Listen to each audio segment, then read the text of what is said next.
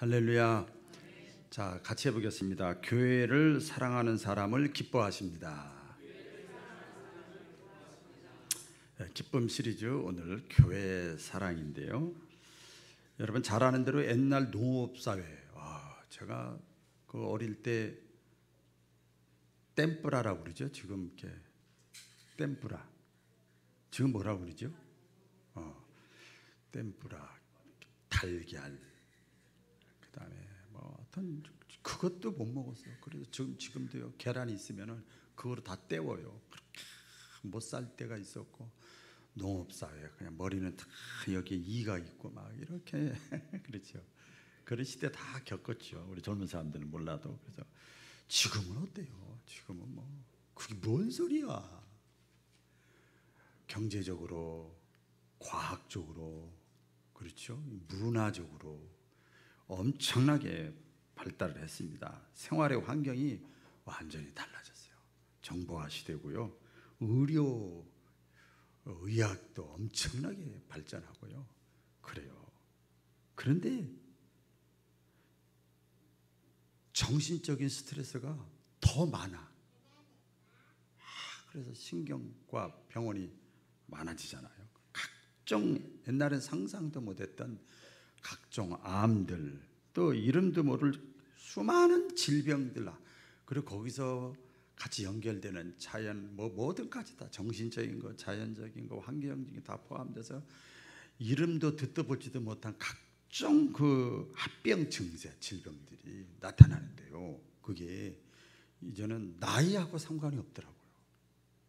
옛날 나이 들은 사람만 늙어서 면역력이 떨어져서 그냥 기저질환자가 이렇게 가는데, 지금은 젊은 사람도 막 그냥 두려움에 전부 다. 그래서 젊은 사람도 건강 생각하고, 나이 들은 사람도 건강 생각하고, 약한 사람은 더 건강 생각하고 막 그렇게 되죠.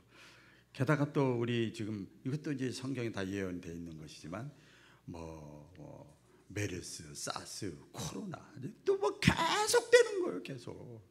인간의 뿌린 대로 지금 거두는 상황인데요. 이런 것들 때문에 전부 두려움에 사람들이 공포 속에 살아가고 있어요. 그래서 최고의 관심이 뭐냐? 건강이요. 건강하시기를 주의 이름으로 축원합니다. 별로 관심이 없는가 봐. 그러니까 주일 코로나 상황에도 나온 거 아니에요? 다시 건강하시기를 주의 이름으로 축원합니다. 그래서 요새는 못 갑니다만은 그 전에 보면 여기 배상공원이나 저쪽에 또 중앙체육관 같은 데 가면 막 사람들이 지금도요 그냥 우주인들 같아, 로봇들 같아, 막 운동하고 걷고 자전거 타고 체조하고 막 그래요. 그리고 여러분 저같이 신방도 가보니까 요새는 뭐 나이 들은 사람뿐만 아니라 젊은 사람들도 다 건강식품을 다들 몇 가지씩 먹어. 저도 그냥 먹어요. 목회하는 동안에 건강하려고 건강식품 다 챙기고, 다 건강하게 살려고 건강하게 운동도 하고 자기 관리를 이렇게 하는 거죠. 건강해야 됩니다. 건강해야 여러분 물질도 의미가 있는 거예요. 그렇죠? 건강해야 사랑하는 자녀도 의미가 있고, 직업도 의미가 있고, 나에게 주어진 명예도 의미가 있고, 가족의 존재도 건강해야 의미가 있어요. 의미가. 그래서 가장 중요한 것이 건강이에요. 문제는 건강이에요. 문제는 건강이에요. 자, 이제 일반적인 얘기를 제가 먼저 다 우리 공감하는 얘기를 말씀드리는데, 여러분 신앙도 마찬가지입니다. 신앙도 마찬가지예요. 신앙도 건강해야 됩니다. 할렐루야. 우리가 그냥 흔히 말하는 대로 뭐 오래 믿었다 그러면 그 사람이 좋은 신앙이냐? 아니에요. 오래 믿어도 제대로 못 믿으면 직분을 못 받아요. 그럼 직분을 줬어, 또 직분. 그럼 건강한 신앙이냐, 좋은 신앙이냐? 그렇지 않다는 거 알잖아요. 우리가 그렇지 않다는 거 자기가 알고 우리 주변에서 보면 알잖아요. 교회라는 공동체도 마찬가지입니다. 똑같아요. 역사가 길면 좋은 교회냐? 그렇지 않다는 거 너무 많이 봐요. 그럼 건물이 크다고 좋은 교회냐? 또 그렇지도 않다는 거 우리가 잘 알죠. 그래서 과연 어떤 신앙이 좋은 신앙이고 건강한 신앙인가? 어떤 사람이 참 좋은 신앙을 가지고 있는 건가? 세 가지로 우리 지정의 인격적으로 성경적으로 한 말씀을 나누려고 합니다. 첫 번째는요, 한번 같이 해볼까요? 내적 부르심에 대한 확신이 있어야 된다. 내적인 거예요. 이거 첫째는 내적인 거. 내 속. 그러니까 이거 다른 말로 하면 부르심이라는 것은 콜링이에요. 찍어서 너 박원남 너 일로 와. 그래서 콜링 부른 거예요. 부른 거예요. 이게 부르심, 콜링, 소명에 대한 확신이 있느냐 없느냐. 이게 중요해요. 소명에 대한 확신입니다. 본문 11절에 보면 그가 혹은 사도로 혹은 선지자로 혹은 목사와 교사로 주셨으니 그랬어요. 그러니까 우리가요 예수님을 믿어서 구원받는 것도 하나님이 우리를 부르셔야만 가능합니다. 요새 코로나 상황에서 그런 거 못 느낍니까? 예수 믿어서 구원받는 구원의 믿음을 가진 것도 하나님이 콜링하셔야 돼요. 우리 다 안 불러도 그냥 어중이두중이라는 말이 안 되겠지만 이제 그냥 이 사람 저 사람 다 우주에서 교회 나오니까 누가 안 부른다 다 하나님이 안 불러도 다 교회 나오대 이렇게 생각했었죠. 옛날에는 우리 그렇게 생각했었잖아요. 저도 그렇게 생각했어요. 근데 그것도 하나님이 우리를 부르셔야 돼요. 그래서 내가 주님을 선택하는 것이 아니라 주님이 나를 선택해 줬다고 하는 이 확신이 있는 사람이 좋은 신앙을 가진 사람이에요. 오늘 그 요한복음 15장 16절을 보면 제가 이걸 깨닫고 얼마나 감동이 있는지 몰라. 내가 너희가 나를 택한 것이 아니고 내가 너희를 택하여 세웠나니. 할렐루야. 분명히 말씀하셨잖아요. 많은 성경 말씀이 있어요. 그래서 그가 누구야? 하나님이 나를 사도로 선지자로 복음 전하는 자로 목사로 교사로 부르신 거예요. 그러니까 하나님이 나를 부르셨다라고 하는 소명의 확신이 분명한 사람들이 있어요. 그런 사람 성경이 많이 나오잖아요. 선지자들, 뭐 사도들, 바울들, 여러 가지 사사들들 많이 있잖아요. 하나님이 나를 부르셨다. 하나님이 나를 부르셨다. 콜링했다. 이런 확신이 있는 사람의 특징이 있어요. 특징이 있어요. 어떤 현상으로 나타나는데 그게 뭔가 하면 그 사람은 그게 확신이 딱 되어지면 그 다음부터 그 순간부터 나이하고 뭐 가진 거하고 명예하고 환경하고는 아무 상관이 없어요. 언제나 그 순간부터 하나님이 나를 부르셨다라고 하는 확신이 생기면 그 다음부터는 이 사람은요 목표가 정해지는 거예요. 할렐루야. 나를 흔히 말하는 대로 하나님이 나를 부르신 부름의 목표 따라 보겠습니다. 부름의 목표. 예, 부름의 목표를 향해서 달려가는 거예요. 왜 나에게 하나님이 믿음의 선물을 주셨을까? 오늘 이 자리에 나오신 분들은 믿음의 선물을 받은 자들인 줄로 믿습니다. 하나님이 왜 나를 부르셨을까? 비슷한 말씀이죠. 하나님이 왜 나에게 이 시대에 이 시기에 현재 익산 바울교회 다니면서 이런 직분을 가지고 살아가게 했을까? 왜 나에게 직분을 주셨을까? 왜 나를 부르셨을까? 왜 나를 세우셨을까? 왜 하나님이 그때 내가 그때 힘들고 어려울 때 또 사망의 음침한 골짜기를 달릴 때 죽음의 위기에서 왜 나를 건져 주셨을까? 이렇게 내적 부르심에 대한 확신이 있는 사람은 계속 수시로 잊을만 하면 그 생각이 계속 나는 거예요. 응? 아이고 내 자식, 아이고 먹고 사는 거 바쁘고, 아이고 미운 사람, 아이고 세상 힘들어, 스트레스 받아 이러다가도 순간 하나님이 왜 나를 부르셨을까? 하나님이 나를 왜 택하셨을까? 하나님이 왜 나에게 믿음을 주셨을까? 내가 그럼 어떻게 살아야 될까?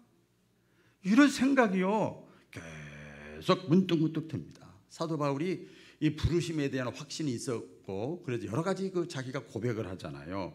그 자세가 있어요. 내가 뒤의 것은 잊어버리고 앞의 것을 향하여 나는 쫓아가노라. 할렐루야. 앞의 것을 향하여 내가 쫓아가노라. 뒤의 것은 잃어버리고. 여러분 이 망각의 은혜가 좋을 때가 많더라고요. 그래서 이 젊음의 특징이 뭡니까? 여러분은 젊음의 특징은요, 자꾸 내일을 생각하는 겁니다. 우리 젊은 사람들, 그죠? 젊은 사람들은 자꾸 미래, 내일, 앞으로, 비전, 꿈 여러 가지 얘기를 하죠. 나이가 들면은요, 그렇게 하면 뭐해? 늙었다 그럴 텐데, 힘도 없다 그럴 텐데, 써주지도 않는데, 부르지도 않는데, 그래서 자꾸 그냥 현실에 안주하고 그냥 자꾸 옛날 생각이 나게 추억에 잠겨 있고 그럴 수 있잖아. 그럼 점점 늙어가는 거예요. 점점 늙어가는 거예요. 젊다고 하는 것은 무슨 뜻인가 하면, 나이가 들어서 자꾸 미래를 생각하고 앞을 생각하고 앞에 것을 생각하는 사람은 나이가 들었지만 젊은 사람이에요. 할렐루야. 젊은 사람이에요. 그래서 개인과 이 교회도 마찬가지입니다. 자꾸 미래지향적이 돼야 돼요. 미래를 자꾸 생각하는 거예요. 이게 언제 가능하냐? 하나님이 나를 부르셨다고 하고는 확신이 있으면 그 생각이 저절로 납니다, 여러분. 할렐루야. 하나님이 나를 택하셨다고 하는 이 확신이 있는 사람은요, 자꾸 그 생각이 나는 거예요. 감옥에 가서도 터져도 그 생각이 나는 거예요. 억울한 일을 당해도 하나님이 나를 부르셨지. 계속 그 생각이 나는 거예요. 사도 바울이 빌립보서 3장 13절 이하에 보면, 형제들아, 나는 아직 잡은 줄로 여기지 아니하고 오직 한 일, 뒤에 있는 것을 잊어버리고 앞에 있는 것을 잡으려고 푯대를 향하여 그리스도 예수 안에서 하나님이 위에서 부르신 부름의 상을 위하여 쫓아가노라. 쫓아간다고 해서 지금 이 사람이 앞으로 달려가는 줄 아세요? 수도비요, 감옥에 갇혔어. 얻어 터져 피투성이가 됐어. 근데 쫓아간데 마음은 이게 부르심의 확신이 있는 사람이야. 이 사람이 좋은 신앙이에요. 할렐루야. 이 사람 좋은 신앙이죠. 그래서 이 건강한 신앙인은요, 이 부르심에 대한 확신이 있는 사람이에요. 따라해 보겠습니다. 건강한 신앙인은 부르심에 대한 확신이 있는 사람이다. 네. 하나님이 나를 부르셨다고 하는 소명감이, 확신에 확 있으면 어떤 변화가 있어도, 우리 코로나니까 코로나하고 얘기합시다. 그냥 코로나 상황이 와도, 내가 질병에 걸려도, 내 앞길이 좀 막혀도, 고난이 와도 굴하지 않고 안주하지 않고 포기하지 않고 부르심의 목적을 향하여 가다가 안 되면 이렇게 가서라도 또 결국은 계속 그쪽 방향으로 가는 거예요. 나침판을 막 내팽개쳐도 북쪽을 향해 가는 것처럼 그 방향으로 계속 달려가는 거예요. 그래서 나이가 들어도, 우리 유명한 조지 휘필도 제가 가끔 인용합니다마는, 녹슬어 가는 인생이 아니라 쓰임 받는 인생이야. 달아서 쓰임 받는 인생. 그렇게 살고 싶은 거야. 예? 살 날이 많으니까도 쓰임 받지만 살 날이 얼마 안 남았으니까 더 쓰임 받아야죠. 그렇잖아요. 그래서 이런 사람들은요, 내적 부르심이 확신이 있는 사람은요, 나이는 숫자에 불과합니다. 할렐루야. 나이는 숫자에 불과한 거지요. 항상 이런 사람은 어떻게 살아요? 젊게 삽니다. 생각이 열려 있어. 폐쇄적이질 않아. 제가 아는 분이, 어떤 분이 있는데, 여기 오해 없이 들으세요. 그 사람이 55년생이에요. 저보다 몇 살 많은데, 아니 법대 나온 사람인데 다 모르는 게 없어요. 부동산 업자인데 모르는 게 없어요. 모르는 게. 법을 공부하고 부동산 업적이 정치, 경제, 문화, 돌아가면 다 알아. 그런데 이분이 말해요, 고집이 세다고 그러고요. 고집이. 무슨 말을 하면 그냥 자기가 아는 것에서 벗어나지는 못하는 거예요. 그러니까 다른 사람들이 대화를 안 해버리는 거예요. 늙었어. 생각이 항상 옛날 생각이 있어. 새로운 걸 받아들이려고 그러질 않아. 젊게 사는 거예요. 여러분, 내 속에 부르심에 대한 확신이 있는 사람은요, 젊게 사는 거예요. 그 이후의 삶도 계속 생각하는 거예요. 1년 이후의 삶, 10년 이후의 삶. 여러분, 신용근 장로님 아시죠? 94세요. 94세. 요번에 보니까 얼마나 중요한지. 100세 때 자기가 비전관을 세우고 성교관을 이렇게 하고 100세 때 짱짱해요. 젊어. 이게 내적 부르심에 대한 확신이 있는 사람은요, 늙지 않습니다. 겉사람은 후패하나 속사람은 계속 새로워지는 거예요. 이런 사람이 좋은 신앙이에요. 이런 성도들이 우리 바울교회 코로나 상황을 걸러가면서 더 생겨지기를 주의 이름으로 축복합니다. 어떤 신앙이 건강하고 좋은 신앙이냐? 두 번째는 외적인 겁니다. 외적인 것. 외적으로 헌신하는 행위가 있는 사람이 좋은 신앙인입니다. 다 아는 거죠. 내적으로 마음으로는 다 사랑하지 뭐. 마음으로는 누가 못해요. 마음으로는. 근데 외적으로 오늘 4장 12절에 보면 다 같이 읽어볼까요? 시작. 성도를 온전하게 하며 봉사의 일을 하게 하며 그리스도의 몸을 세우려 하심이라. 성도를 온전하게 하고 봉사의 일을 하게 하는 이런 헌신이 있다는 거예요. 이거 헌신해야 돼요. 여러분 구역 강사님들, 구역장님들, 남전대 회장, 여전대 회장님들, 그 기관원들 관리하기 힘들죠? 네? 힘들죠? 근데 여기 보니까 성도를 온전하게 세우고 같이 일도 하게 하고 이거요 보통 일이 아니야. 보통 일이 아니야. 예. 이게 헌신이 들어가야 됩니다, 여러분. 자, 질문 하나 해볼게요. 여러분, 자녀들 사랑하시면 크게 아멘. 여기 있네. 크게 하라고 하는 내가 잘못됐어. 예, 자녀를 사랑하는 이유가 있습니다, 여러분. 자녀니까 사랑하는 게 아니에요. 뭐 기른 정, 낳은 정 이런 얘기 있는데 자녀를 내가 사랑하는 이유는 뭔가 하면요. 가만히 생각해 보세요. 내가 자녀를 양육하면서 양육하는 그 과정 단계에서 내가 수고를 너무 많이 했어. 땀을 많이 흘렸어. 눈물을 많이 흘렸어. 희생을 너무 많이 한 거예요. 희생과 헌신과 땀과 눈물이 정성이 너무 많이 들어갔어. 그러니까 그 자녀 자체가 겉모양이 사랑스러운 게 아니라 그런 것이 있기 때문에 자녀가 사랑스러운 거예요. 이해가 되시죠? 그렇습니다. 우리가 일반 생활도 마찬가지입니다. 내가 어떤 일에 신경을 쓰고 관심을 갖고 어떤 일에 내가 막 열심인 이유가 왜 그런 줄 아세요? 그 사람이 성격이 좋고 뭐 그래서 그런 게 아니에요. 학원을 다니거나 학교를 다니거나 뭐 할 때 보면 막 열심히 하는 사람. 회비가 들어갔어요. 회비가. 내가 투자한 게 얼만데. 내가 등록금이 얼만데. 그러니까 늘 거기에 들어가 있는 거예요. 거기에 관심이 다 있는 거예요. 여러분 통장 있지요? 어디 뭐 투자한 거 있죠? 늘 거기에 관심이 가 있는 거예요. 사랑스러운 거예요. 내가 그만큼 헌신한 거예요.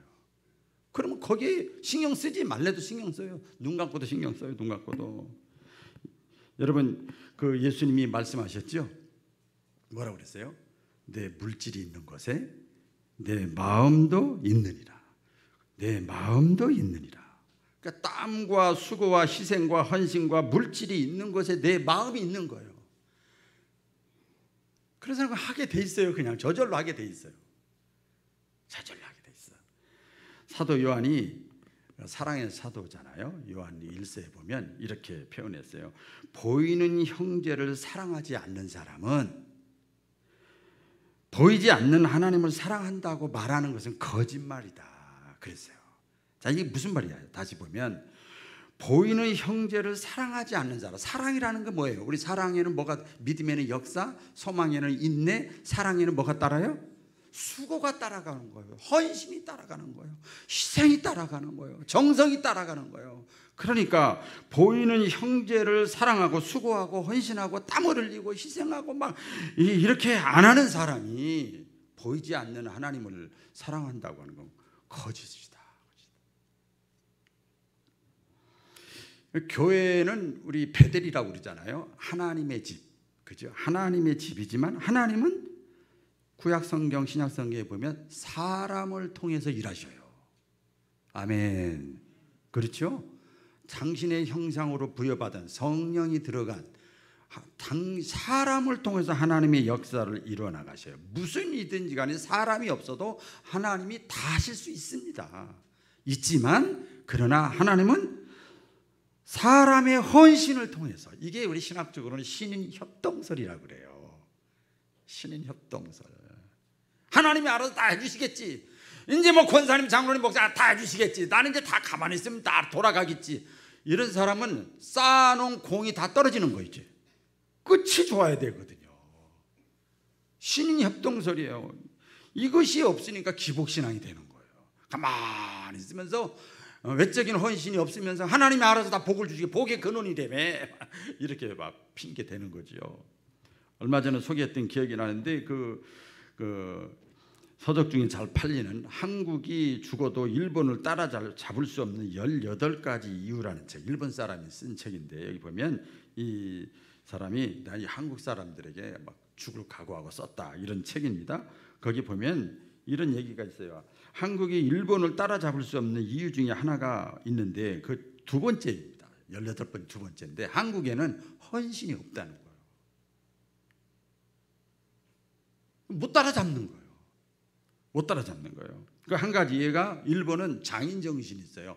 대를 이어서 하는 거예요. 대를 이어서 하는 기업인들, 할아버지, 할머니, 아들, 손자 대를 이어서 장인 정신이라고 하잖아요. 이거 직업이든 뭐 소속 단체든 뭐 직장이든 어디서든 헌신하는 사람이에요. 헌신하는 사람. 장인 정신이 있는 거예요. 그 어려운 환경 속에서도 딱딱 세워져 가는 거죠. 한국은 부정적으로 봐서 좀 그렇습니다. 일반적으로 어떻습니까? 저 10만 원 더 준다 그러면 절로 갑니다. 절은 아니지. 다른 직장으로 가는 거예요. 직장 옮겨요. 직장만 옮깁니까? 자기가 대학교에서 전공한 거 그거하고도 전공하고도 상관없이 직종도 다 바꿔버립니다. 그냥 이게 잘못된 거죠. 신앙생활도 마찬가지입니다. 건강한 교회의 특징은 교회 안에 뭐가 많아요? 어떤 분이 많아요? 헌신하는 사람이 많아요. 할렐루야. 헌신하는 사람, 성도를 온전케 하며 봉사의 일을 하게 하며 교회를 세워가는 거예요. 제가 사실 지금 이 3주인데도 불안해가지고 그래서 전도사님한테 전사님한테 부탁할 거, 목회적인 분, 또 관리는 관리 부탁할 거, 또 교회 예배 문 난석이는 또 우리 전사님한테 부탁할 거, 이 사람 저 사람한테 다 이렇게 하게 돼요. 신앙으로 감당하는 사람들이 많은 교회가 건강한 교회. 여기 보면은요, 온전케 하고 뭐 교회를 세우고 그 원 뜻에 보면 기꺼이라는 말이 있어요. 따라해 보세요. 기꺼이라는 건 책임과 의무를 가지고, 우리 한국말로 풀어서 보면요, 자천타천으로 내가 원해서도 하고 원치 않지만으로도 자리가 그러니까 하는 거예요. 여러분 자녀들 키울 때 딱 기뻐서 키워요? 아니잖아요. 자천타천이요. 이게 이제 성숙한 거죠.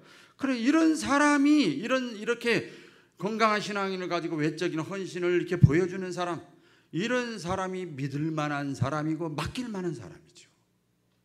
그렇잖아요.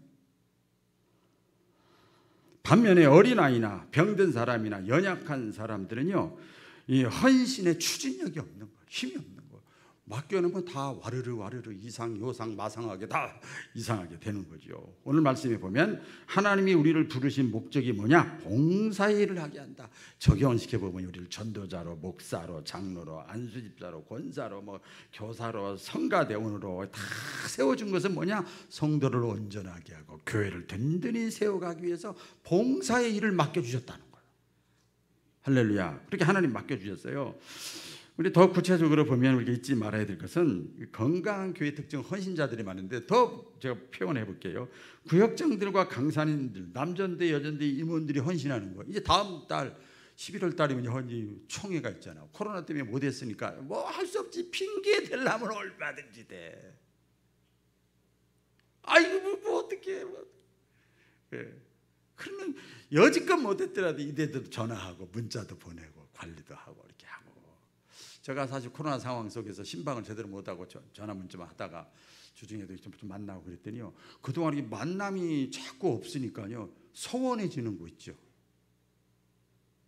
분명히 우리 신자인데 신자 같기도 하고 아닌 것 같기도 하고 대화가 틀려. 이상해지는 거예요. 막 기운이 이상. 그래, 이 성도들이, 리더들이 이렇게 관리하는 거, 이것이 헌신이죠. 성가대원들, 교사, 셀장들 다 마찬가지죠. 이것이 건강한 교회와 건강한 신앙인의 모습이에요. 이것이 어떻게 돼야 돼요? 대를 이어야 돼요. 할렐루야. 대를 잇고, 이게 오랜 역사를 가진 교회가 다 좋은 교회는 아니지만 제가 이렇게 개척을이라는 걸 해보고 여기까지 와서 보니까 야, 역시 저력이 있다. 뭐니 해도 뭐 나이가 많은 사람이 있네, 뭐 가시 같은 사람이 많네, 아무리 그래도 저력이 있구나. 이걸 또 느낄 때가 이제 헌신한다는 거지요. 얼마나 내가 주님을 위해서 봉사하고 헌신했는가, 그것은 교회에서 드러나는 거예요. 왜? 교회는 뭐예요? 주님의 몸이에요. 여러분 어디 가서 하실래요? 헌신. 그렇죠? 여자가 다 내 여자입니까? 내 아내만 내 여자요. 남자가 다 내 남자예요. 내 남편만 내 저기요.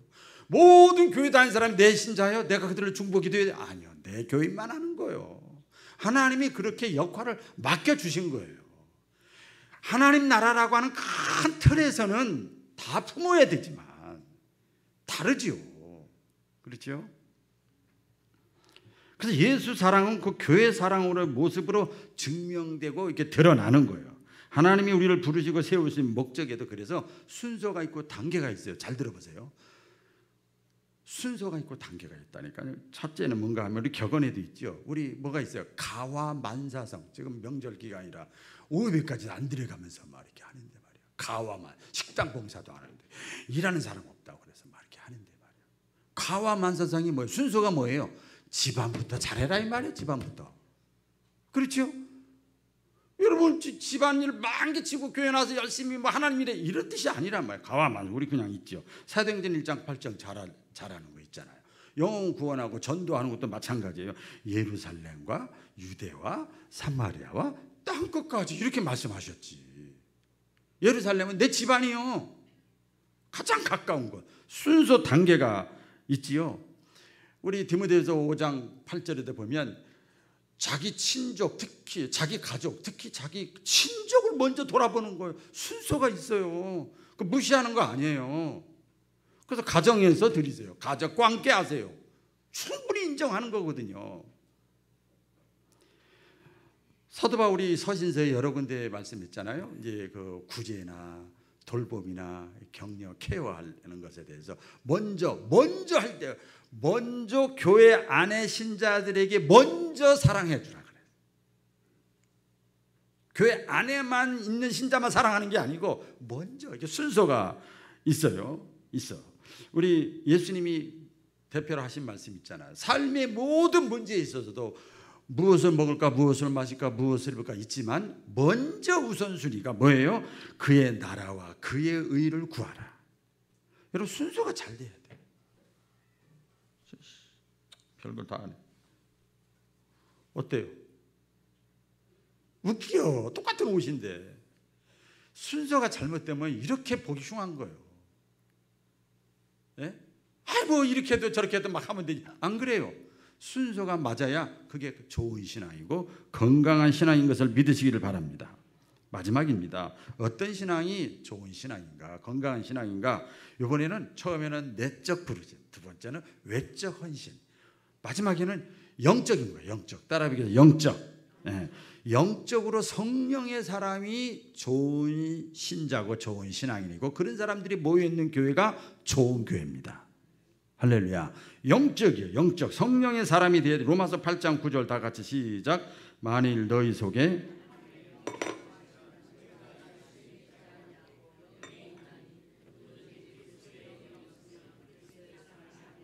누구든지 그리스도의 영이 그 속에 없으면 그리스도의 사람이 아니니라. 그래 건강한 신앙은 뭐냐면요. 언제나 생활 속에서 삶 속에서 언제나 배후에서 배후 뭐 어딘지 몰라. 내 뒤인지 앞인지 옆인지 저 사람을 통해서 일어나 사건을 통해서 하는지 그건 몰라. 손주를 통해서 하는지 건강을 통해서 하는지 그거는 몰라. 이 시대 돌아가는 걸 통해 그 배후야. 배후. 어떤 배우인지 몰라요. 그 배후에서 성령님이 태양의 모든 사람에게 똑같이 비치지만 성령님이 나에게 배후에서 성령님이 나를 이끌어 가신다 하는 것을 인정하는 것이 영적으로 제대로 된 신앙이에요. 예? 그래서 어떤 사건을 통해서나 어떤 감동을 받았거나 눈물을 흘렸거나 평안이 왔거나 이게 다 깨달음이거든요. 이런 것이 우연이 아니라고 생각하는 거예요. 우연이 아닌 것처럼 믿어지는 거고, 성령님이 내 속에 이미 내주하십니다. 여러분, 내주하신 거예요. 내주. 그래서 내가 때로는 성령께서 말할 수 없는 탄식으로 우리를 위하여 이렇게 꿈틀꿈틀 댈 때가 있어요. 예? 그렇게, 그래서 성령님의 역사를 인정하고, 그래서 내가 거기에 성령님과 함께 동행하고 동력하면서 내가 거기에 내가 순종하고 순응하고 따라가는 사람, 이런 사람이 좋은 신앙이에요. 좋은 신앙이에요. 그래서 인간의 생각과 하나님의 생각이 딱 부딪힐 때가 있잖아요. 이게 예배 드릴 때도 그렇고, 뭐 봉사할 때도 그렇고, 사람 만날 때도 그렇고, 그렇죠? 항상 인간의 생각과 정부의 생각과 내 생각과, 그 정부의 생각 우리가 지금 반대하는 거 아니잖아요. 우리 새벽기도 못 드리잖아요. 그렇죠? 뭐 여러 가지 뭐 다 하잖아요. 다 하는 거예요. 인간의 생각과 하나님의 생각, 삶과 신앙생활 가운데 딱 부딪힐 때 먼저 하나님이 기뻐하시는 생각에 내가 초점을 맞춰야 영적인 사람이에요. 네? 영적인 사람이에요. 신앙생활이나 주일이나 내 힘으로 내 의지로 하면은요, 시험 들리기 딱 좋아. 시험 다 언제든지 그래 중단하거나 포기하거나 시험 들거나 뭐 용두사미가 되는 거죠. 그러나 여러분, 바울이 고백하죠. 빌보서 4장 13절 있죠. 내게 능력 주시는 자 안에서 내가 뭐든지 할 수 있다. 이게 뭐예요? 자기에게 능력을 성령님이 임하지 않으면 나는 못한다는 거예요. 그렇죠? 그 말이잖아요. 사도 바울이 대단한 사람은 아니에요. 성령의 사람이에요. 영적인 사람이에요. 그래서 그때는 내가 뭐든지 할 수 있다. 그래서 여러분, 어떤 어려움과 상황 속에서도 성령님이 나와 함께 하시고 충만하시고 내가 성령님을 사랑하고 받아들이면 성령님이 말씀하시고 깨닫게 하시고 가르쳐 주시고 그러고 힘을 주시는 거예요. 그때 내가 어떻게 해야 돼요? 순종하는 거예요.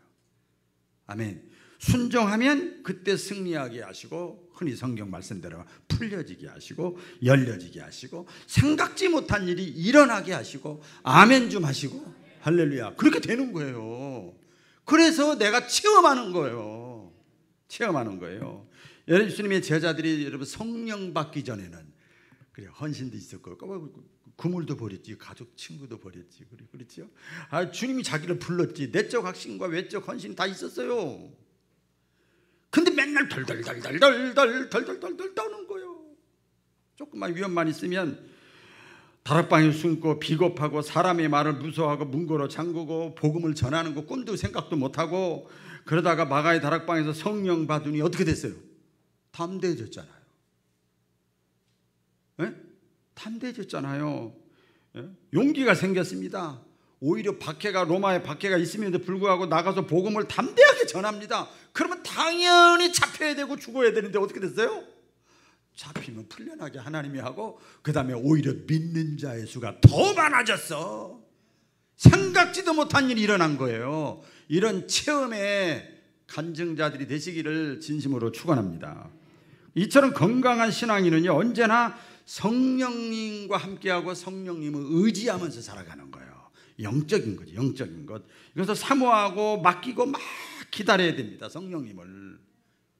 그런데 여기 이제 방해거리가 있어야 마무리할 텐데, 마귀가, 사탄이 이게요, 내적 확신과 외적 헌신까지는 적당하게, 혼적인과 육적인 거 적당하게 하게 하는데, 여기서는 이제 마지막 발악을 합니다. 방해를 합니다. 막 그리 말하는 대로 전략적으로 뭐 유혹하고 미혹하고 편견을 갖게 하고, 야 성령이 충만하면 정광훈이 누구처럼 돼? 다 비판받잖아. 광신자가 된다니까. 예? 그 욕먹는 거 몰라? 기복신앙이 되고 광신자가 되고 신비주의자가 되고 비이성적이 되고 그런 거예요.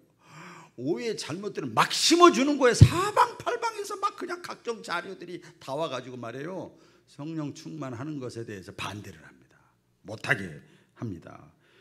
뭐 비대면 예배, 온라인 예배 뭐 이런 거 있잖아요. 뭐 예배 참석하는 거 잘못된 거로. 대면 예배를 한번 여러분 가만히 생각해 보세요. 지금 저는 이 말씀 묵상하다가 처음 말씀드리는 거예요. 자, 우리가 지금 대면 예배를 드리잖아요. 온라인 예배를 안 드리고 이제 송출을 대비하기 위해서 다 해놓지만 대면 예배 드리잖아요. 마스크 쓰시고 이렇게 하고 이렇게 나름대로 하시잖아요. 근데 이거 드리는 거 아주 문자 많이 받았죠. 지금도 많이 받았잖아요. 공고사항이지만 받았잖아요. 자, 그러면 자 우리끼리 한번 생각해 봅시다. 오늘 이 자리에서 저를 포함해서 대면 예배 이렇게 모여서 예배 드리는 거 가장 반대해야 될 사람이 누군지 아세요? 우리 가운데 가장 두렵고 떨리고 불안해서 초조해서 반대해야 될 사람이 있어요. 누굴까요? 에? 뭐라고 그러셨어? 김승환 장로님이에요. 저분은 교육감이거든요. 여기 하나 걸리면 전라북도 교육청 난리가 나는 겁니다. 여기 이제 그분이 계시는데, 엄마 제가 어디 갔다 와가지고 누구랑 이렇게 해가지고 직장에 걸리고 교육에 나 하나 때문에 걸리고 어떤 분은 그렇게 저한테 막 말씀하시더라고요. 이해하지요, 예. 근데 진짜 온라인 예배 드려야 됩니다. 무슨 놈의 대면 예배를 드립니까? 나 안 나옵니다. 이렇게 강력하게 얘기도 할 말이 없는 사람이 그분이요. 안 그래요, 여러분? 그렇더라고요. 저 이제 이 말씀 준비하면서 알았어요. 가장 반대하고 위험하다고 하고 공포스러운 사람이 그분이 돼야 돼요. 물론 저도 역시 마찬가지입니다. 저도 만나는 사람이 이렇게 있기 때문에 저도 역시 마찬가지예요. 사회활동을 많이 한 사람은 왜 우리 교인만이 아니거든요. 더 많아요. 더 많아. 그러니까 뭐 좋다 나쁘다 하는 것이 아니라 성령님께 가까이 가고 성령 충만하고 성령님의 영적인 사람으로 충만하게 되는 데 있어서 가장 방해하는 것들이 이 세속의 문화예요. 그렇잖아요. 오늘 본문 말씀인데요. 다 같이 읽어볼까요? 시작. 우리가 다 하나님의 아들을 믿는 것과 아는 일에 하나가 되어 온전한 사람을 이루어 그리스도의 장성한 분량이 충만한 데까지 이르리니 이는 우리가 이제부터 어린아이가 되지 아니하며 사람의 괴술과 간사한 유혹에 빠져 모든 교훈의 풍조에 밀려 요동하지 않게 하렵니다. 모두 사랑 안에서 참된 것을 하여 범사에 그에게까지 자랄지라. 그는 머리니 곧 그리스도라. 사람의 괴술과 간사한 유혹과 이 세대의 풍조의 요동에 흔들리지 아니하고 그리스도의 장성한 분량에 이르기까지 자라나라. 오직 예수 이렇게 말하라는 게 아니에요. 지정의로 지혜롭게 자라나라 하는 거죠. 성령 충만해야 그리스도의 장성한 분량에까지 이를 수가 있습니다. 여러분, 성령이 충만하면요 굉장히 인격자가 됩니다. 아시잖아요. 성령님은 인격자입니다. 지정의로 역사하십니다. 우리 사도행전에 나오잖아요. 성령이 충만하면 어때요? 사람들에게 칭찬받아. 성령이 충만하면 착한 사람이라고 그래. 성경에 표현됐잖아요. 성령이 충만하면 윤리 도덕적으로 예의가 바른 사람이 돼요. 성령이 충만하면 지혜자가 되는 거예요. 광신자가 되는 게 아니란 말이에요.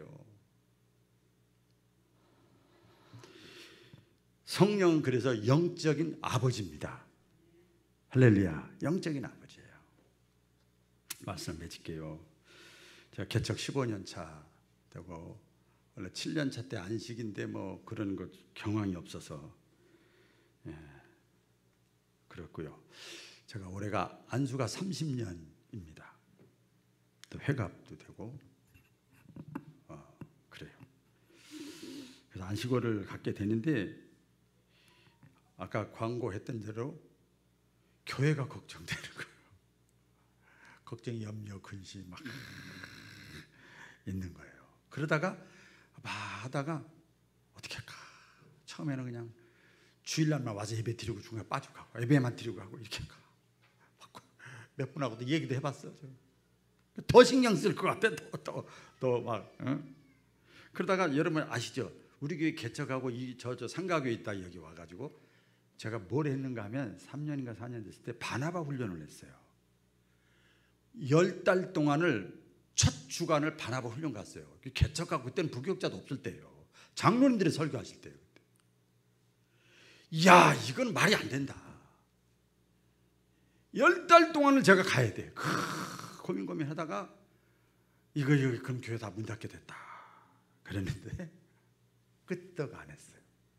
그래서 기회에 불과하고 이건 하나님의 교회는 하나님이 이끌어 가시는구나.